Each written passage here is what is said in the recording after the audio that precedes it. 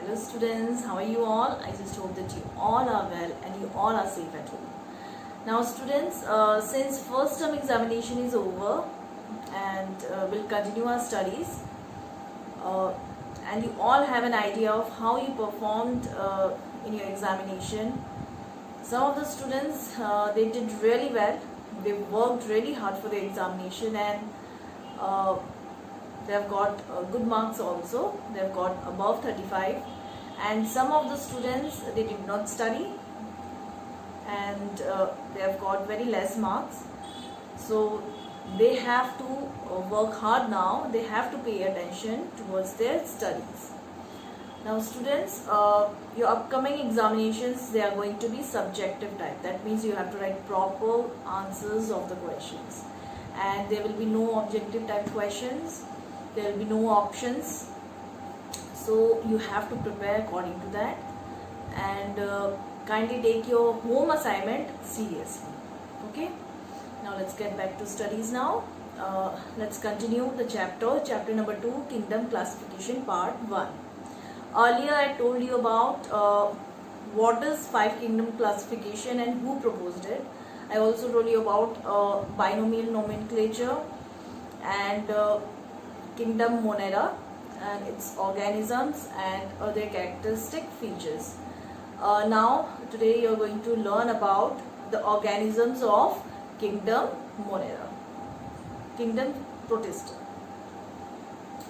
Now this Kingdom Protista, it includes unicellular organism. Unicellular means single-celled organisms, and having eukaryotic cell. That means they have very well-defined nucleus. Now, what is nucleus? You must have heard about nucleus. Nucleus is actually just like brain of our body controls all the activities of our body. The same way, nucleus in a cell, it is actually, nucleus is called brain of the cell. It controls all the activities of the cell, including its growth and reproduction.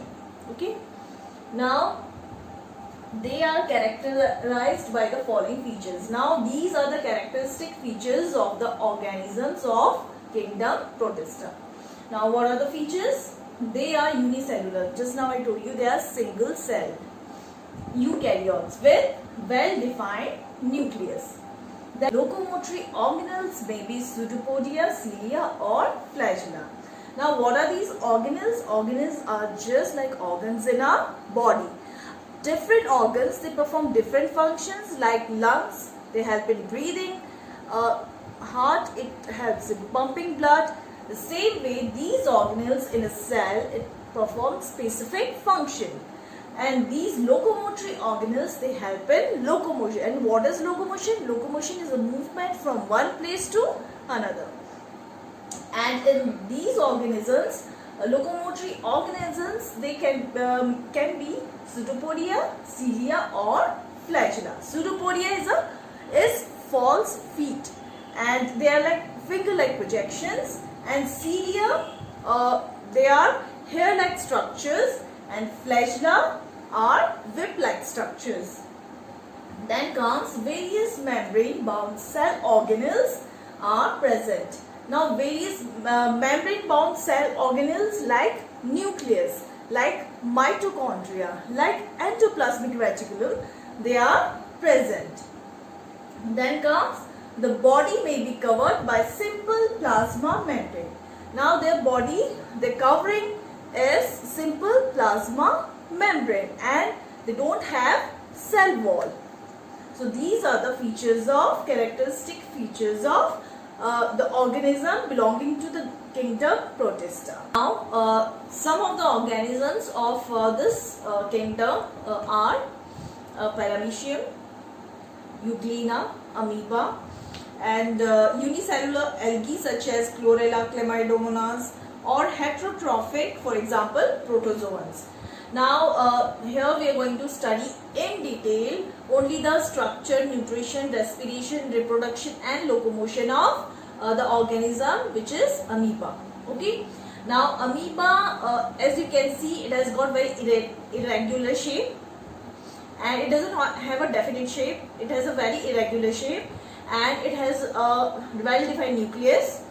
And as you know, I told you just now that nucleus is the brain of the cell, and then it has this contractile vacuole. This vacuole helps them to remove the excess fluid, and they are, as you can see, that they are surrounded by a cell membrane. This is the cell membrane, and they have this false feet called pseudopodia. This is finger-like projections, and it helps them to move and to capture their food.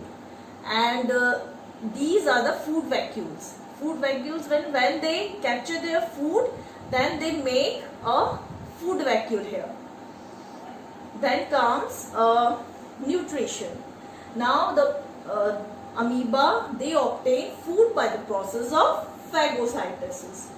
Now phagocytosis, it involves step-by-step process. These steps are ingestion, digestion, assimilation and ingestion. Now what happens in ingestion? The first step is ingestion. Amoeba had this temporary finger-like projections, and what happens when food comes near amoeba, then it moves, and then it captures the food and forms a food vacuole. These are food vacuole. Then the second step is digestion. What happens in this step? The enzymes surrounding the cytoplasm enter into the food vacuole, and what it does, it breaks down the food molecules into small and soluble molecules. And then what happens in assimilation? That the food in the food vacuole is absorbed directly into the cytoplasm by diffusion. Now diffusion means spreading out.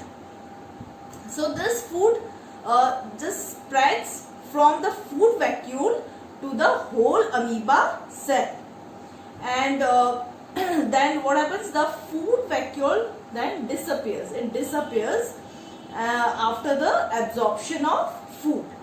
Then comes egestion. Egestion means the cell membrane of the amoeba. This is the cell membrane.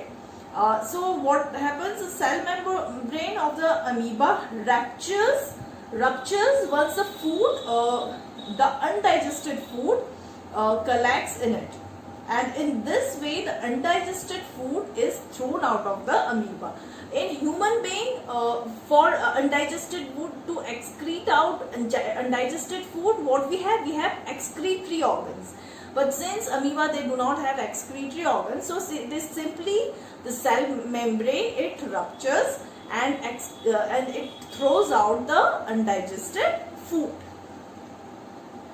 Now comes locomotion. Now locomotion, I told you that it is a movement from one place to another in search of food and shelter. Now here in amoeba, locomotion, it takes place by pseudopodia. Pseudopodia is false feet. It is actually finger-like projections in amoeba.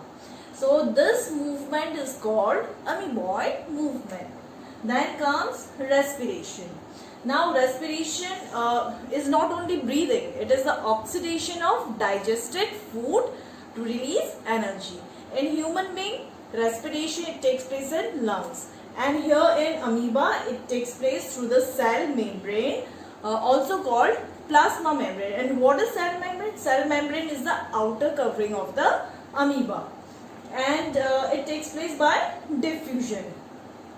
Then comes reproduction. Reproduction means increase in number. How amoeba, they increase their number. So they increase their number by asexual reproduction, and the process is called binary fission. So now let us study about binary fission. Now students, this is the process of binary fission, and see how binary fission it takes place in amoeba. Now fission means splitting. So here you can see this mature amoeba, which is a parent amoeba.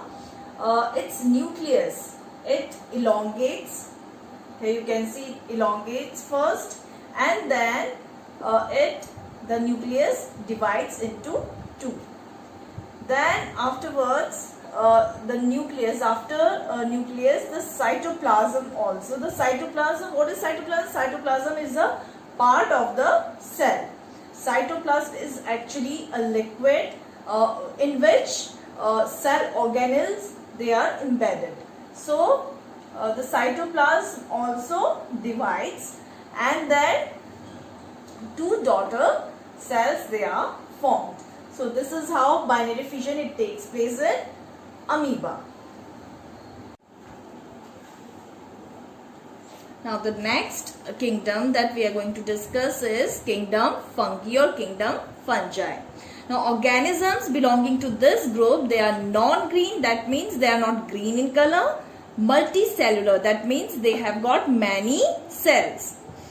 Secondly, they lack chlorophyll, that means these organisms, they do not have chlorophyll. That's why they are not green in color. Chlorophyll is a pigment that gives or that imparts green color to the plants. Then comes, they cannot make their own food and are heterotrophic in nature. So these organisms or these plants, they do not make their own food.